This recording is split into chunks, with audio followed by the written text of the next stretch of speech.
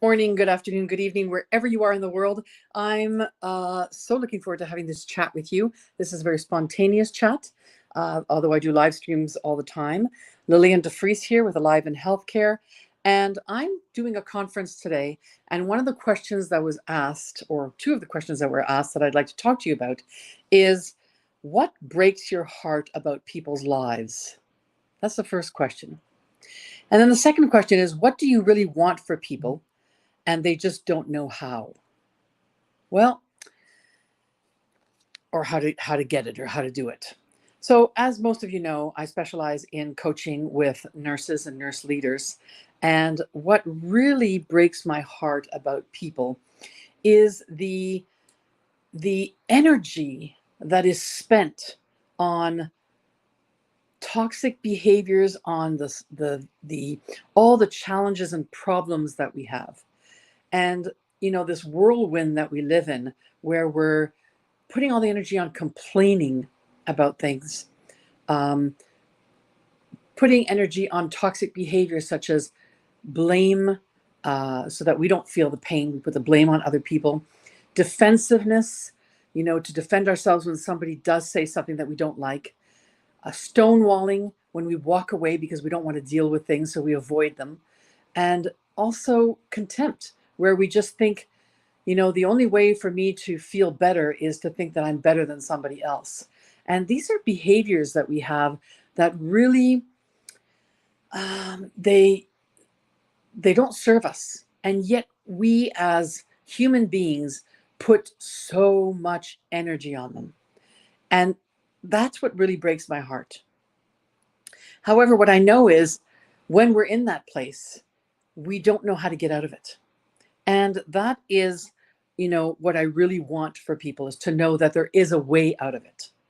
And the way out of it are five things I think, that come up to me as I was jotting them down today. And the first thing is that we need to go back to our basics, to the basic human needs. We need to stop for a moment and take a look at, are we breathing? Like not holding our breath, which I did for years. I held my breath and I never realized it. But to go and just consciously take deep breaths, exercising our lungs. So that's number one, is doing the basics. So breathing. Another thing that are basics is, are we nourishing our body properly? Or are we in such a turmoil and rush and overwhelm that what we're doing is feeding our body processed foods and not eating well? That we're not getting our greens, our vegetables, our protein, the basic foods that we need to survive, to get our cells functioning properly. In that as well is, are we drinking our water? Some of us drink water, some of us don't, and it takes a conscious effort. Well, what is our goal? And our goal could be, I want to drink 3 liters of water a day. Well, if we're not drinking water, that's a big goal. How do we progress into it, slowly, but making sure that it's sustainable? Sustainability is really important in all of this. Are we moving enough? Are we sleeping well? Those are things that are really important in the basics. So the 5 things that I think that are necessary, um, my belief, to be able to attain these things, to know how to get to a place where we're not in this cycle of complaints and living in negativity, begins with going back to the basics. That's number one. Number two is, to commit to personal growth. Whether you're reading something every day, whether you're actually taking a workbook and answering questions, just like I'm doing today. I'm in a conference where I'm doing my personal work. Like, I've been doing personal work for a very long time, okay? But I'm still doing it. And it's not something I don't know. It's not something I haven't been there before. It's something that I just keep refreshing my mind and feeding it positive energy, and really why I'm standing here in front of you as an audience in this moment. The third thing is to ask for help and support.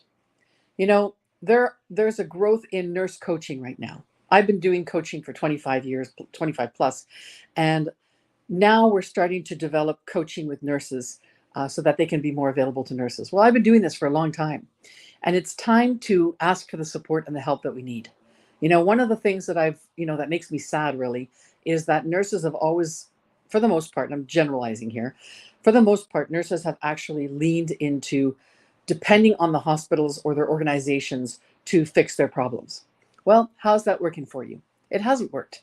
And when the hospital does create a program for you, many times I've heard, well, they're just making it look good, or they're giving me a lunch and learn, which I know does not work. It's not sustainable. You get all pumped up, you have even a day conference, and then what do? You throw all your notes into a drawer and you never look at them again.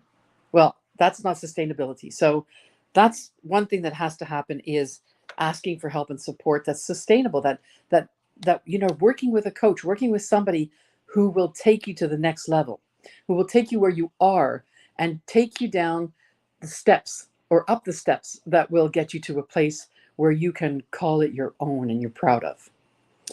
The fourth thing is, well, getting rid of toxic behaviors. They don't serve you, right? So as long as you're playing the blame game, it's a way you're coping. You're trying to cope with the pain that you have on you, and knowing why you're using certain toxic behaviors is really important, and what the antidotes to those are. So instead of blaming somebody, for example, I would do a soft startup. I would say, and use the I messages, right? Speaking from my heart, saying, this is impacting me, and here's what I need, asking for what I need, right? Those are all ways to get past the toxic behaviors, and we can spend a lot of time on that, but just want to get past that. The other piece is, the fifth piece is surrounding yourself with the people who are going to support you. Too often we are spending time with people who are toxic, people who agree with us. Geez, I know this place because I spent a couple of years where I was surrounding myself with people who were complaining about how things were difficult, how we couldn't change things, what's wrong with the system. And I thought to myself, why am I hanging around people who agree with me? I need to get people who are looking for solutions, who are working on solutions. And that's what I surround myself with.